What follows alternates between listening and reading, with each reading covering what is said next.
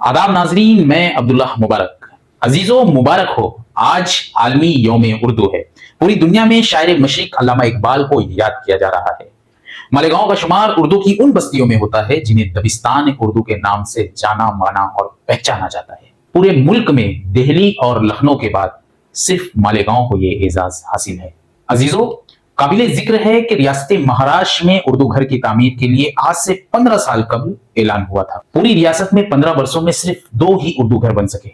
एक नांदेड़ में बना तो दूसरा खूबसूरत और आलीशान उर्दू घर मालेगांव में तामीर हुआ। लेकिन अफसोस, आज आलमी यौम उर्दू पर नांदेड़ के उर्दू घर में तालीमी, दीनी व इल्मी अदबी सेमिनार मुनक्किद हो रहा है, तो वहीं दूसरी तरफ हमारा आलीशान उर्दू घर आज आलमी यौम उर्दू पर वीरान और सुनसान पड़ा हुआ है। दिल्ली के उर्दू घर में आज आलमी यौम उर्दू पर उर्दू के असातिज़ा को अवार्ड्स तकसीम किए जा रहे हैं, तो वहीं लखनऊ के उर्दू घर में आज आलमी यौम उर्दू पर जश्न उर्दू मनाया जा रहा है। लेकिन नाअहल, नाकारा और निकम्मी सियासी क़यादत के सबब गुजरे 5 वर्षों में मालेगांव के अजीमुशान उर्दू घर में कभी भी जश्न उर्दू नहीं मनाया गया। कभी किसी उर्दू के फ़आल मौल्लिम को अवार्ड तक नहीं दिया गया।